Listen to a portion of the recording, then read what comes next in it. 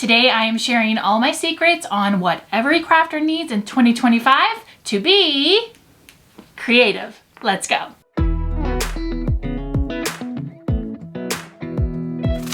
Hey everyone, welcome to my channel and the first video of 2025. My name is Courtney and we are kicking off with my annual craft tools and supplies that every crafter needs. Now there are two videos that I always do every single year towards the beginning of the year. The first one is this video right here and the second one is my craft room organization and tips video. That one will be coming soon and you guys are going to be in for a big surprise because I have made some huge changes when it comes to craft room organization and I can't wait to share. But today's video, I'm going to be sharing with you my must-haves. I will give you any updates on maybe machines or supplies that I bought last year that maybe I didn't like, but now I love, or vice versa. Maybe I loved and now I just don't like. But most of all, I'm going to tell you, these are the things I would recommend you start off with to have a great year. So let's get into it. I've kind of divided it into categories. So let's start off with the first category, which is my top used crafting tools.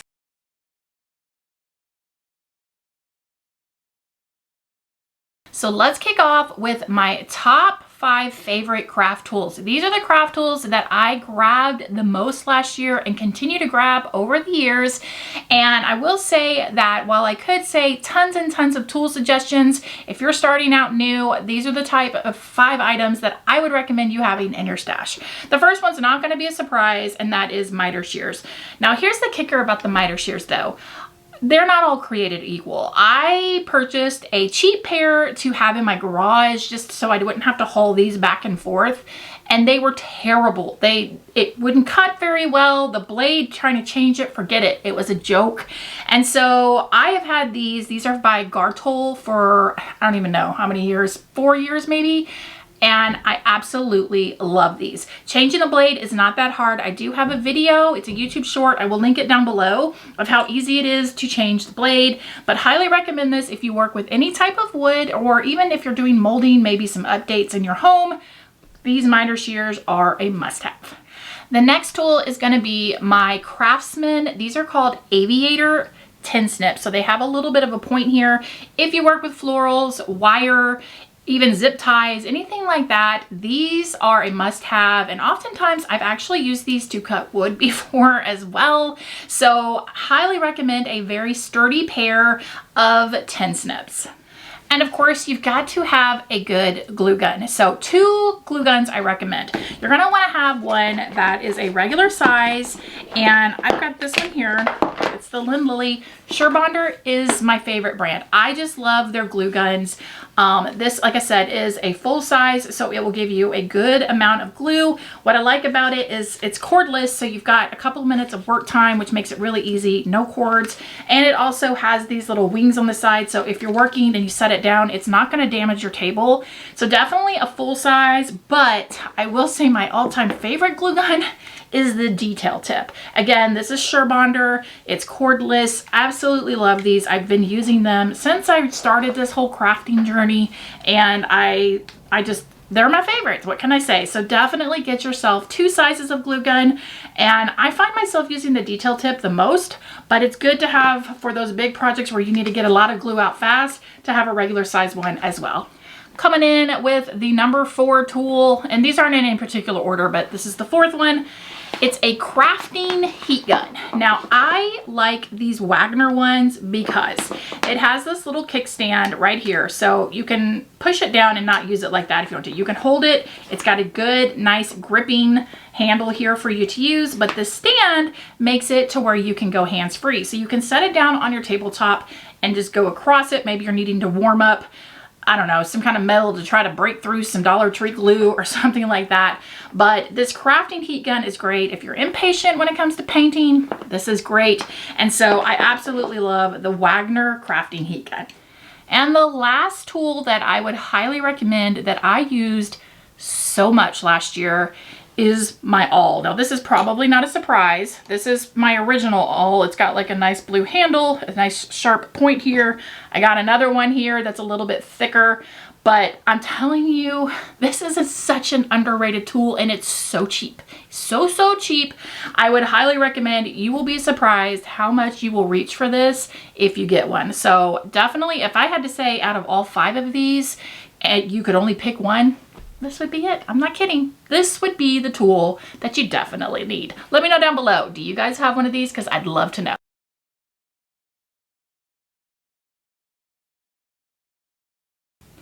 Let's dive into the top 5 craft supplies I would recommend keeping in your stash at all time. Again, this is another category where there are a lot of things that I keep in my stash, but these are probably the ones I reach for the most. With the first one being wood beads. There are so many different sizes, so many different types. You can use them for so many different things, from garlands to feet on little risers to, I mean, so many different options. And I like to buy online on Amazon. That's typically where I get most of mine, and I keep a good variety of sizes and styles. And so this is just one of those craft supplies when you're like, it needs a little something. Usually you can reach for the beads. So highly recommend keeping a good variety of wood beads in your stash. The next supply that comes in very handy, not only to make it the star of a DIY, but to use it as reinforcements and to help stabilize projects, is gonna be some tumbling tower blocks from Dollar Tree. These are great to have in your stash. Now, you don't have to get these particular ones. You definitely could go to the hardware store, get a piece of wood, or even get dowel rods and cut it down. Dowel rods is another good one because then you can cut the size exactly how you need it versus having these pre-cut tumbling tower blocks. But these, for $1.25 for a package, are a great buy and very good to have for a variety of reasons while you're crafting. Up next, for me personally, is going to be faux clay sprinkles. I have a huge variety of different kinds of sprinkles in this box, and these really are just good for, again, another one of those, oh, this DIY needs a little something, sprinkle on some hot glue, sprinkle on some sprinkles. Who doesn't like sprinkles, even if they are fake? So these are definitely a plus to have in your stash, particularly around fall, Halloween, and Christmas, and Easter. Those are good times to use these, but honestly, you could use them all year because they have so many varieties, like summer fruits and, I mean, Valentine, Halloween. There's so many different versions now. So this is a great little thing to have whenever you need to grab just something little to kind of finish off a project. Another craft supply that I bought last year that I actually used way more during the year than I thought I would was a package of cardboard pieces, just like this. This is an 8.5 by 11 piece of cardboard. And you're probably thinking, oh, you could use a box, you could, you know, and you certainly could do that. But what I liked about this one is that it was thin. They were very stiff, because sometimes when you get boxes, they, you know, they're soft and they're squishy and they have dents and whatever. But these are great for backers, for starting a foundation of a project. And so I actually went through quite a bit of these and ended up having to order another pack of these on Amazon. So these cardboard things, you guys saw me use them at Christmas time to make kind of an embellishment to my Christmas tags that I gave you guys. So cardboard fillers are definitely a pretty good item to have. And the last supply that I would highly recommend is a variety of twine, from different colors to different thicknesses. These are great, you know, again, for finishing off DIYs. You can use them to help stabilize DIYs. It can completely transform an object by wrapping something with it. So a good basket, a variety of twine. Now, I have found that the Dollar Tree twine, I call it hairy, you know, it has a lot of, well, hair on it, and you can burn that off if you want to with a lighter. So I do like to order my twine lately on Amazon just because it's very clean. There's not a lot of fuzz going on with it. So I definitely recommend a ton of colors of twine.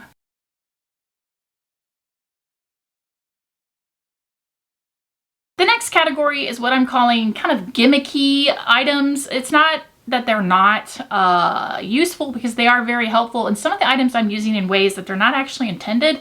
So I thought I'd share because it might make your crafting journey a little easier. The first one is going to be 2 keys. These are great to put on your tubes of glue. Of course, you can use it on toothpaste. It's not any new concept, but I really like using it on my glue. It keeps it really nice and ready to go. So definitely highly recommend. I think I got a 3-pack of these from Amazon for like $6 or something like that. It might have even been cheaper than that, but very good to have some of these. The next little gimmicky gadget is going to be a nail polish holder. Now, I like to use this for two main reasons. Number one, if I'm working with small paint bottles, I can stick them in there and it keeps the paint down if I'm having to squirt more out, especially if the bottle's almost out. It keeps the paint down there, and if it happens to spill, it's okay because you can easily clean it up. And then also holding just various glue bottles, it will keep that glue down so it's easy to use it. And these all have like suctions, so it sticks to your desk. It doesn't wobble around or move. So this is a great little gadget to have to hold those almost out paint bottles and glue bottles and just keep the flow flowing. The next thing is going to be a tabletop vacuum. Now, these things, not only are they great for getting crumbs off of tables, but it is great if you're working with glitter and you want to save it. Just make sure it's cleaned out. You can kind of vacuum up the glitter and then dump it back in there. Anytime you sand something, it'll clean that up. Little pieces of paint scraped off.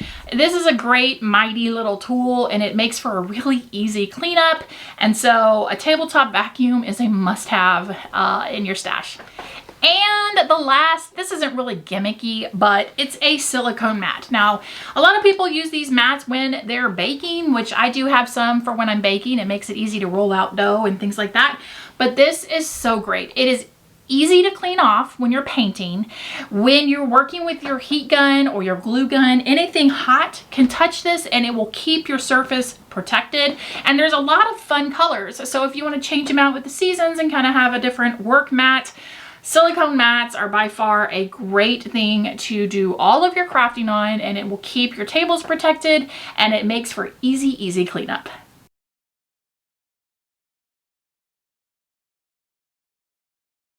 And now, okay, I want to jump to the Cricut category. So whether you have a Cricut or maybe you're thinking about getting one this year, I wanted to share a few items that these are kind of the must-haves for me anyway when it comes to my Cricut. So as far as all the Cricuts out there, my favorite Cricut is the Cricut Maker 3 because it has the most potential to do all kinds of projects, from engraving to cutting out little pieces of wood. There's just so much you can do with it, and I feel like the price point for the little extra that you pay for it, it's definitely worth it. So that would be my first machine. The second, if you're just wanting to make small projects, mostly little decals, things like that, would be the Cricut Joy Extra. That would be my second recommendation when it comes to Cricut machines. Now, an attachment to my Cricut Maker that I absolutely love is this tray. It makes it so easy. It holds the vinyl, and what's so nice about it is it basically tells you exactly where to cut it, and then you cut it, versus you rolling it out, seeing where you need to cut, and maybe not cutting in a straight line. This is definitely worth the extra little purchase when you're working with the vinyl. When it comes to weeding, fine tip weeding tools. So essentially what these are it's like it's a needle in there, okay? And these are game changer. I really don't even use like my little hook tool anymore or anything like that. This is pretty much the only weeding tool I use, and you can get so many fun colors and shapes and things like that. You can get them in 2-packs. It's great, especially if you do a lot of like small little things and there's teeny tiny pieces in there. These are absolutely phenomenal. So highly recommend a super fine tip weeding tool. Now, since we were talking about weeding, let's talk about transfer tape. So the saga to find the perfect transfer tape for me has been a long one. I have tried the paper kind, I've tried the sticky, clear, I've tried them all, like all the brands, all the stuff, everything. And last year, about halfway through the year, I finally found one that I was actually blown away by. I couldn't believe it. And it's by Cricut, but it is their value transfer tape. So it does not have a backer on it, which some might find that a little annoying, but this is by far the best transfer tape I've ever used. I absolutely love it. Now, I do typically use the Cricut Smart Materials just because for convenience, it's so easy and it works really well with that. So as far as other brands of vinyl, I cannot attest to that. I cannot tell you if Expressions Vinyl or Oracle or any of those work well with this, but the Cricut Smart Vinyl works so well with this. And so definitely recommend trying this if you like to use the Smart Materials too, because I absolutely love it. The last thing I'd say when it comes to Cricut supplies is some type of heat press. Now there are all kinds out there, and I have an auto heat press, I have one of the hand like presses, and then I have a mini heat press. And the one that I reach for the most, and if I can, it's the one I always want to reach for, that's my mini heat press. I probably use that one the most. Now I do have the Cricut brand and I do really like it, but H2V Ront has one at a good price point. It's a good one as well. And so I would say you definitely need some type of heat press. I would start smaller versus bigger in my opinion, but if I can use the mini, even if it means, you know, taking a few more steps, I just feel like I have more control. I can see what it's doing. It's, you know what I mean? There's not all the extra space you have to worry about. So that would be my recommendation.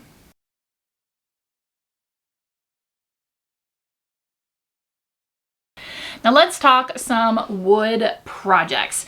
So if you are wanting to do basic, bare minimum wood projects, these are the items that I use the most and would recommend you looking into if you want to do, like I said, basic wood cutting and wood builds.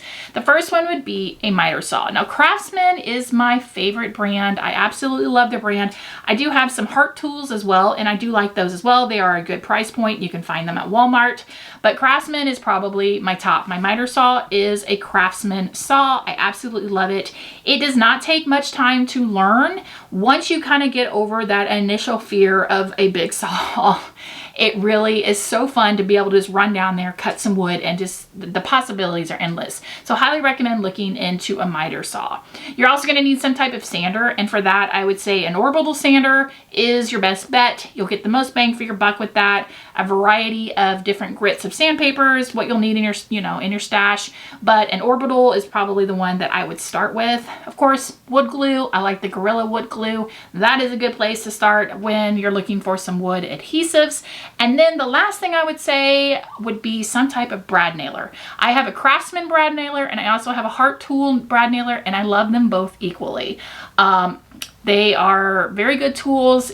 Like I said, you can do so many things if you can just get over the fear of cutting with the saw. But once you can do that, I mean, you know, screwing in screws, that's easy peasy.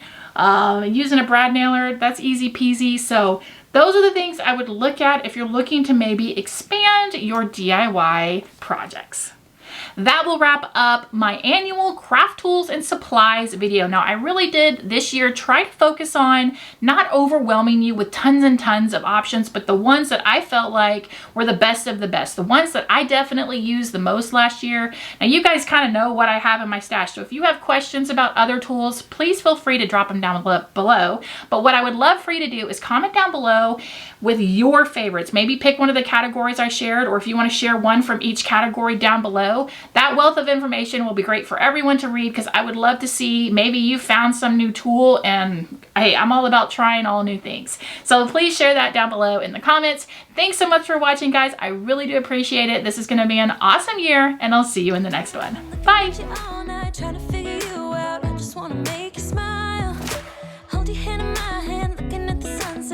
Looking good tonight. I wanna kiss you before the sun goes down. It's what you do.